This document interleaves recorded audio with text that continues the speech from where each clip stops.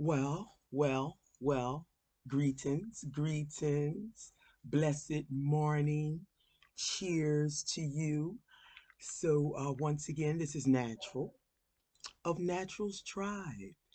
Yes, I really want to thank, before we even start, I want to give thanks to the few people that have subscribed, liked, and shared. I'm ecstatic by the amount of people, and it's just a few. It's just a few, but I'm ecstatic. So give thanks. Give thanks to those that have joined, came on board to take this journey with us. And I got to keep saying us. That stems from living in South Africa. You know, when someone asks you, how are you? Unjani sissy, Sawbona, or Sanibona. Uh, and your answer determined, uh, I guess, the level of Zulu that you knew.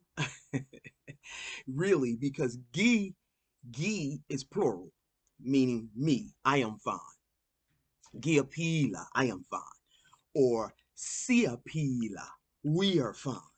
And one thing South Africa gave me, even though I'm in Grenada now, I know we're supposed to be talking about Grenada, but hold on one second. Gave me that when they ask about you, they're not just asking about you. That would be too selfish and too self-centered. They're asking about you, your ancestors, your family. So I'm in the habit of saying siapila, we are fine, because they're asking about everyone. So I'm saying thanks for coming to be a part of us. Absolutely, because there is no me without you. They also had this South African proverb called Ubuntu. Mm, mm, mm. Ubuntu means I am nothing without you. I am because you are. So welcome. Giakubingelela means we welcome you. See, I'm not living in these countries and not learning the languages, people. We gotta learn. It's so much more than just moving to another country and leaving Babylon. It's a sign of respect when we go into these villages, into these different countries, and you learn at least how to greet. At least learn how to greet. It's a sign of respect. So I'm sorry, my neighbors was coming out. So I love living there and I want to be respectful. I don't just want people to respect my culture, but I want to respect theirs, language and culture. And plus, I'm determined to get some of mine back. And getting some of mine back is once again more than just moving to the countries that my heart desire. Is culture in those countries. And because I come from a tribe, I come from a place where our culture was stolen from us. So I'm determined to get some of that back. So I'm excited. So, anyway, we can see by the topic today, the life of an entrepreneur. Absolutely.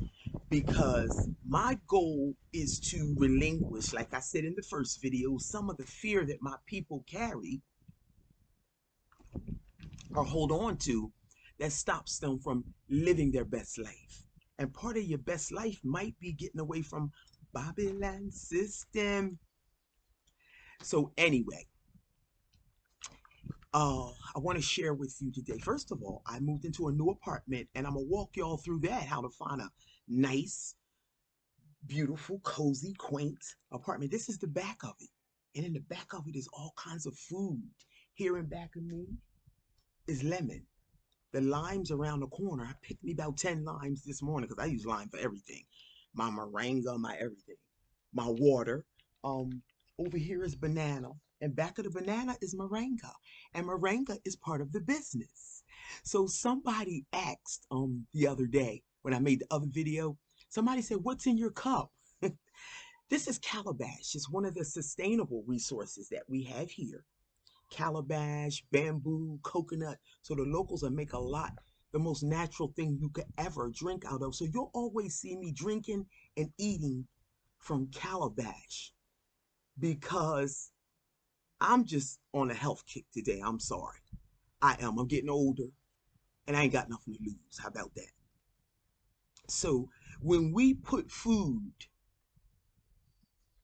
and drinks into our pretty little plates and cups with all the little paints and colors. I know it'd be cute, but when that heat or the substance inside hits it, it goes right into it and it goes right into you. Calabash is all natural. It can do nothing but heal you or keep you healthy. So anyway, we're going to talk about today. I want to just give you a little spiel. I'm not going to be real long this video, but I want to give you a little spiel on the life of an entrepreneur because there's so much more to it. I never knew my full potential as a full entrepreneur, and I got to term it like that because I've always worked a job. I've always been a substance abuse counselor, a mental health therapist, a school teacher, and I wasn't going to let any of that go. And the business is 10 years old. No Kukai Tribe just celebrated 10 years over here on the lovely island of Grenada, and everybody came out. Everybody came out. I had 10% off of everything in honor of the 10 years. It was beautiful. And it was Women's Month. It was, no, Women's Month was the next month because my 10 years is February. It was Black History Month. That's what it was. It was Black History Month. And I'm telling you, people came out. I cried because my business was birthed in America. So I expect y'all to come out. Y'all be loving on me like that. Y'all come out. But over here, they've just had the pleasure of knowing me for the last 5 years. And I even left 1 year and went to Rwanda to teach English. So really, they've become my family. They've become y'all. And they came out. I cried. They supported me and loved me. So anyway, I done lost my train of thought. So we were talking about sustaining yourself, becoming an entrepreneur, and all that it entails. Now, there's no way I'm going to be able to get through all of this in one video. So I'm just going to say that I've always had a desire to not work for someone, but I didn't know how I was going to do that. I didn't know what that looked like. Now, I'm not even going to say I didn't know what it looked like because I want everybody to close your eyes, so to speak. Go back to when you were a little child. When I was a little child, my grandfather was from 3rd Street in Wilmington, Delaware. My uncle, Junior, was on 6th and Rodney, but they all hung down 3rd Street because the president today is my grandfather's, was one of my grandfather's best friends. I already knew the president. I wish my grandfather was alive to see the president. That was his best friend. But they all hung down on 3rd Street, and I remember them making their own traditional beer, traditional wine, the very thing I saw in South Africa. I thought it was my first time seeing it. I said, my grandfather and my Uncle Junior and them used to do that, and they would sell the moonshine and the traditional beer and whatever they were creating through the fruits off the trees, the same way they do it in Africa. That was entrepreneurship, a certain level of it. It was the part where I was supposed to open my mind, use what I can, put the rest in my we call it a reserve space. Put it back here and use it when you can. So I always saw it from a child. It was creating your own stream of income is what it was. So, but I still couldn't put all that together. And even when I was 13, still a child, my mother bought me my first sewing machine. My first sewing machine. I didn't know. My sister Claudine swear that my mom bought it for her. We argued about that until she transitioned. So we didn't know. Anyway, a sewing machine popped up in the house. Let me say that. And I start using it. Today, it's about 70% of my business. I make all my own clothes. I make clothes for a lot of people. I just shipped out about 12 packages last week to America to people because I was making these long length maxi skirts. My booth here is all handcraft. So every handbag, every head wrap, some of the earrings, the stuff you see at my booth is all made by me. People can't believe it. That's entrepreneurship. Those are things that have been in me since I was 13. So what I'm saying today is when you move to these countries, because I believe everybody's at some point is going to get up and do the thing. It's about going inside, going deep inside your soul and tapping into all of the God given talents that we were given. That's what I'm going to call them, God given talents. They're in each and every one of us. We don't have to go to school to be taught them. They're already in. Yes, we may have to run into a few good teachers. I've had a few wonderful teachers in my life. And I'm not talking about school. I'm talking about teachers. Get around some positive people who got what you want and who are willing to give it away and share with you. And then you got to be willing to open your mind. So some of the things that I do that are God-given talents, I'm talking about never been to school, nobody trained me, none of that. It's in you. And I'm not the only one that got it. I ain't that special. We all got it. It's in us. Those are the type of skills that you're going to have to bring to the countries so you can create your own streams of income, build off of that. So some of the things that I do here on the island to generate streams of income. Like I said, I have my booth downtown, but COVID switched it all around, sent us home and had us all masked up and couldn't touch nobody. And that's a whole nother conversation because human beings need human contact. But what I do here on the island, I teach sewing lessons. Thank you, Mom, for that sewing machine at 13. My mother transitioned 2004, and I'm telling you, thank you. Hell up to the ancestors. Give thanks because that sewing machine is allowed me to move around the country and sew for locals, elders down at the market. People just come up and say, "Oh gosh, we heard about you. You give sewing lessons?" Yes, I do. Sewing lessons on the veranda, but I just moved into my new space. So the sun really beams on this veranda. So I won't be out there, but I will be inside. I got the perfect table set up with my African print cloth on it. So sewing lessons are still available. I do hand arts, crafts, workshops, and I teach the art of wire wrapping with energy stones, wire wrapping with our prayer beads, our ancestors' only means of prayer and meditation. It's a lot of history behind cowrie shell prayer beads. So everything I do has a meaning, a proper meaning that is related to who we are. So I do toe rings, nose rings, earrings, finger rings. I do, never went to school for it. I just kept professing it out of my mouth. I used to walk around and say, wow. When people used to come to my booth throughout the 10 years, they would say, your earrings are beautiful, but do you have anything bigger? Now, at that point, I wasn't even making my own earrings. I had partnered with some women in Kenya through the internet, and I would buy off of them wholesale and I would resell them. So people would say, do you have anything bigger? And I would say, no, I don't, but I'll try to next time. And I walked around saying 4 times, I wish I could make my own earrings. I wish I could make my own earrings. And by the time I said it the 4th time, something happened. And I still got pictures of the first pair that I created and still didn't know it was a business. I went to work. I was in Florida just before South Africa. And a Jamaican girl said, wow, those are beautiful. Are you selling them? How much? I said, because I didn't even know it was a business. Today, I have an earring line and I make my own earrings. So just using what's inside of you. I'm using the 13-year-old sewing machine presentation. Today is a large part of my business. I hold workshops teaching skills that can lead to entrepreneurship. Nobody never taught me.